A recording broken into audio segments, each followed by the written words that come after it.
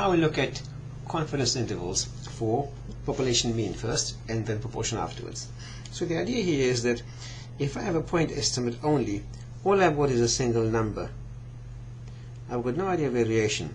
So we build the idea of variability into this estimation by looking at the thing as an interval.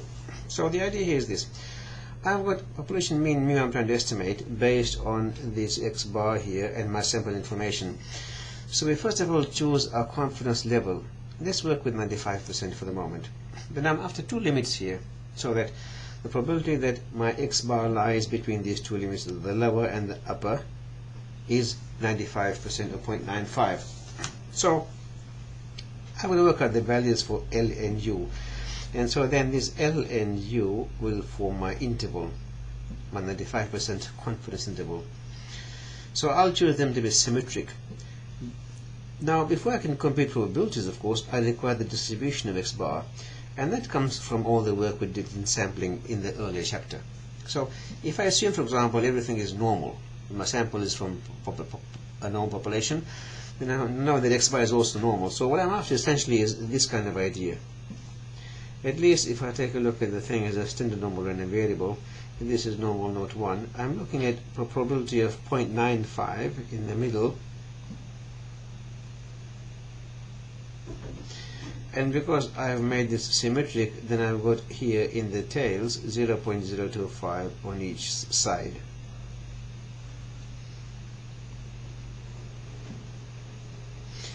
And we know this number here is 1.96. And that's negative 1.96. So that's normal node 1. I will transform that so that it looks like this now. I've got a value here that's my upper and a value here that's lower, and this is my x bar. So this probability here is 0.025. And this here is 0.025. Now here is my value for mu. So you can see if I change my value for mu, if I slide the mu across that way or that way, probabilities will change, and so my lower and upper will change as well. So what I'm thinking of is, how do I change the value of mu here so that I do get probability of 0.025 on this side and that side. So essentially, as I say, all that means is transforming from the normal node 1 to this kind of distribution over here. So of course we know what's going on here. So my x bar here, I'm assuming everything is normal normal with mean, mu, and variance sigma squared upon n. My z is x bar minus mu on sigma on root n. And so if I want to get back to my x bar values, then x bar is mu plus z times sigma on root n.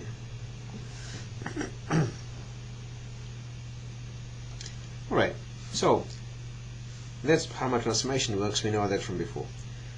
So how do I work out these values of L and U to get my confidence interval?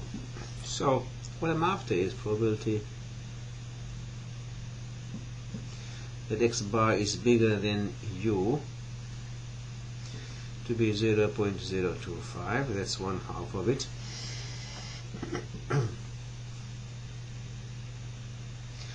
That means probability that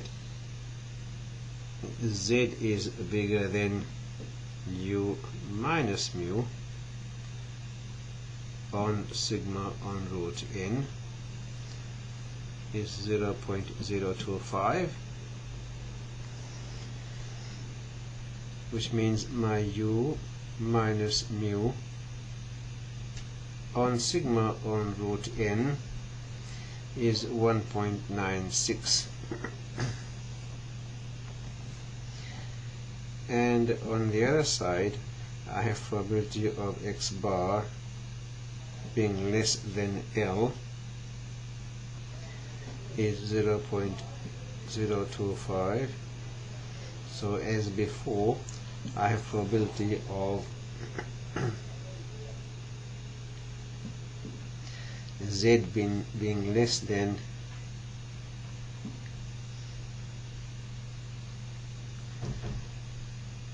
L minus mu on sigma on root n is 0.025, and so we'll get L minus mu on sigma on root n will be negative 1.96.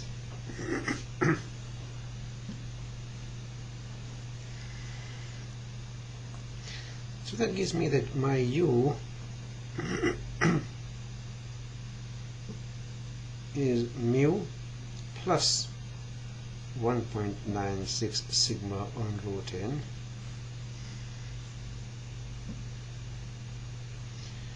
and my L is mu minus 1.96 sigma on root n.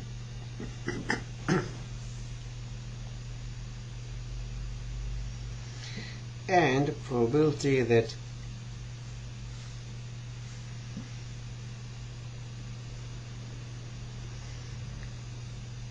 L is less than x bar is less than u. Probability that mu minus 1.96 sigma on root n is less than x bar is less than mu plus 1.96 sigma on root n. That probability is 0.95. So I've got myself this 95% confidence interval in some sense. But the issue here is I don't want this interval in terms of x bar. Sorry, in terms of mu. I want this in terms of x bar. So we want n points without mu.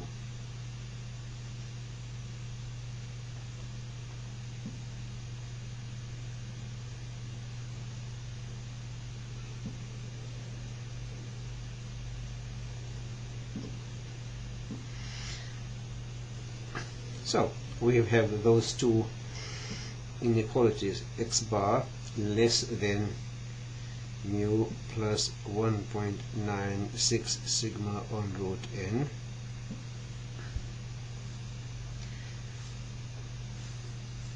and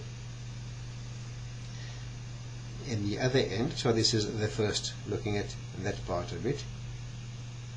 Looking at this other part here, I have that mu minus 1.96 sigma on root n is less than x bar. So I write this now in terms of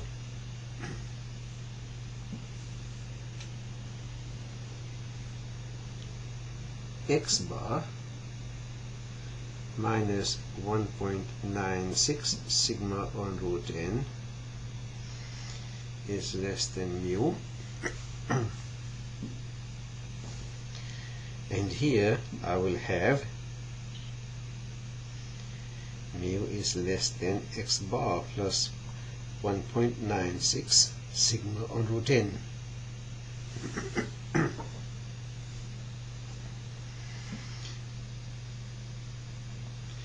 So I've got essentially x bar minus 1.96 sigma on root n is less than mu is less than x bar plus 1.96 sigma on root n. And so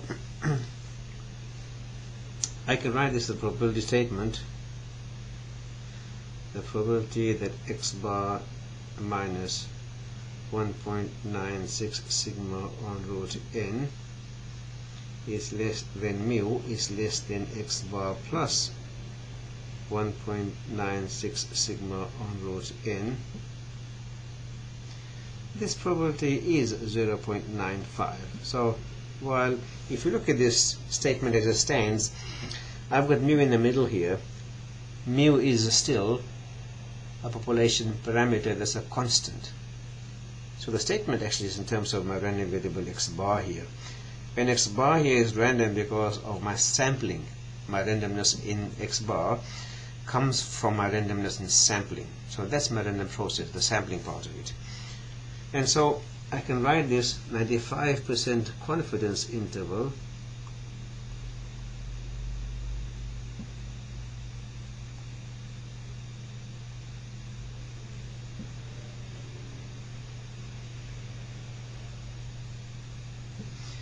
for the population mean mu. That is my x bar minus 1.96 sigma on root n, and x bar plus 1.96 sigma on root n. So notice carefully, 95% determines that number there.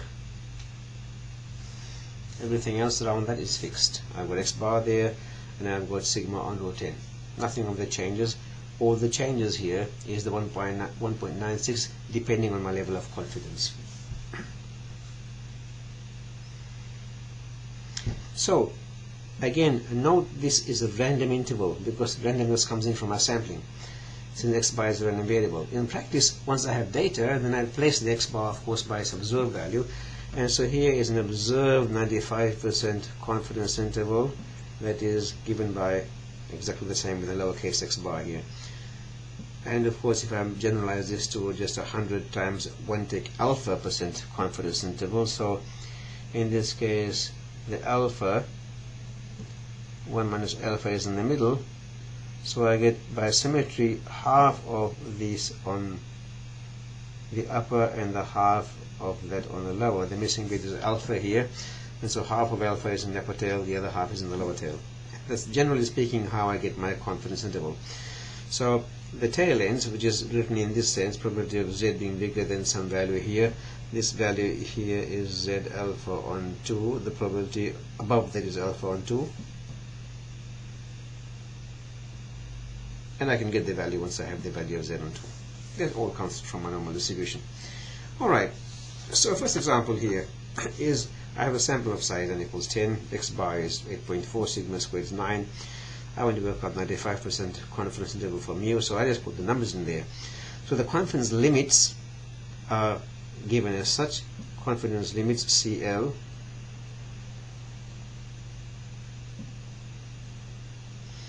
so this is before I write the thing as an interval. I've just got the limits there. X bar plus or minus 1.96 times sigma root n. The 1.96 comes from the z distribution corresponding to 95% confidence. Put all the numbers in there, calculate this, I get 8.4 plus or minus 1.86. If I do the sums, I get the confidence interval for mu 95% is a 6.54 and 10.26. So the important thing here is I still don't know the value of mu. That's unknown to me. It mightn't actually be an interval. We don't know that yet. The way we interpret interval is this.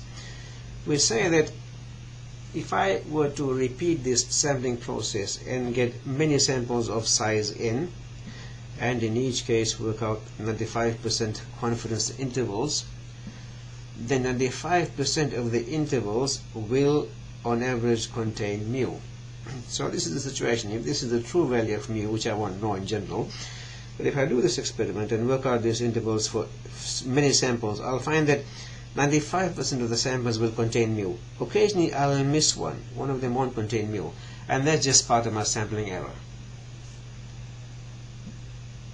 So if my sampling is okay, if it's a good sample I've got that represents the population, then my confidence intervals on average should contain mu according to my confidence level. Be careful how we interpret this. The accuracy of the estimate is given by this plus or minus bit. So we have essentially got these things here. We have got an x bar in the middle, then I've got here plus z alpha on 2 times sigma on root n, and I've got here minus the same thing.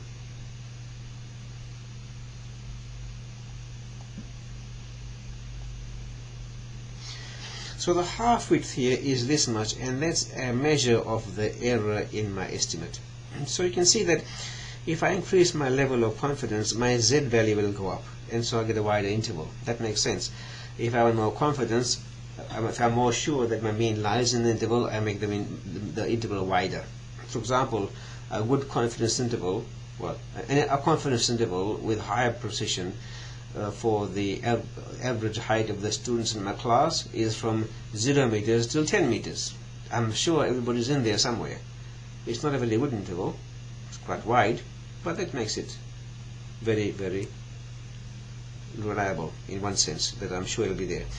The next is the variation sigma. Large sigma gives you more uncertainty, so I'll get a wide interval. The only thing I can control the interval with essentially is my sample size. I have some control over that. So a large sample here, because it appears in the bottom as root n, will give me a narrow interval. So large samples are usually sought for that reason, that they improve the accuracy or they reduce the error. So if we want a narrow interval with high confidence,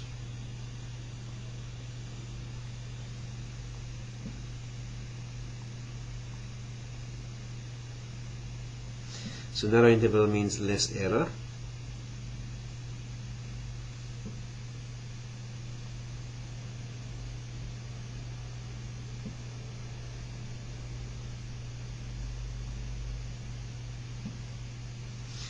What I need to do is increase sample size.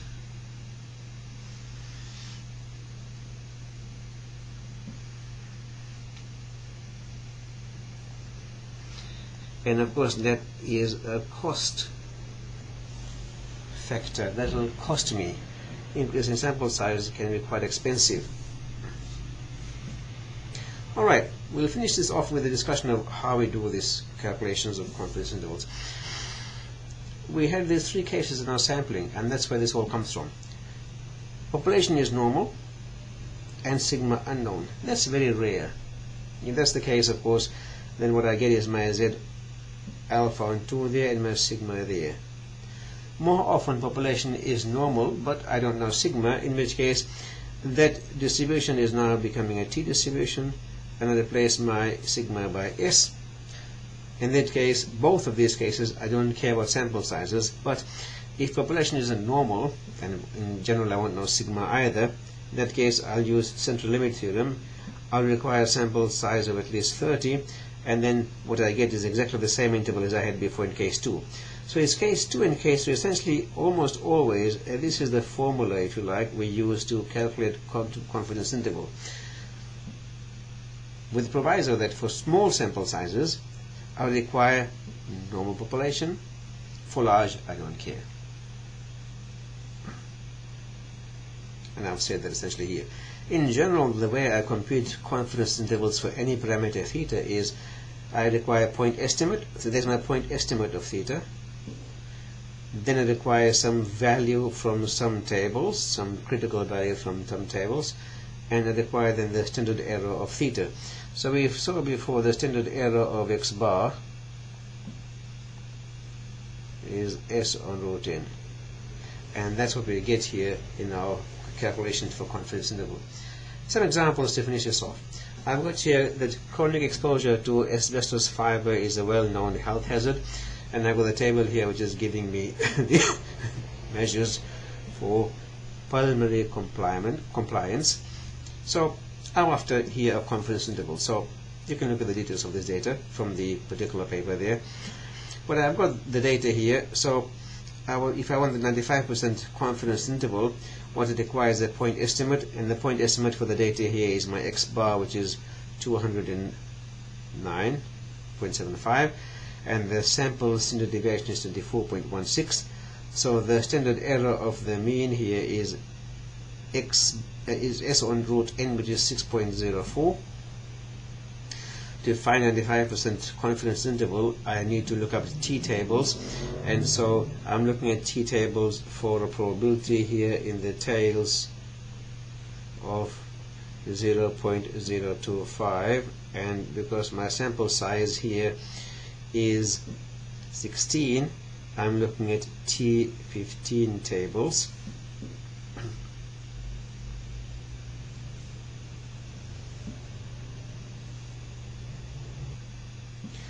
So if I look at T15 tables, there's my T distribution. The probability here that I was after is 0.025 for my example, and that's over here, and I had 16 observations, so I'm looking at T15. So value here I'm going to use 2.1314. That's my critical value, 2.1314. That's where I'm getting this number here from. So it's essentially a T15 distribution, and I'm looking at a tail probability of 0.025.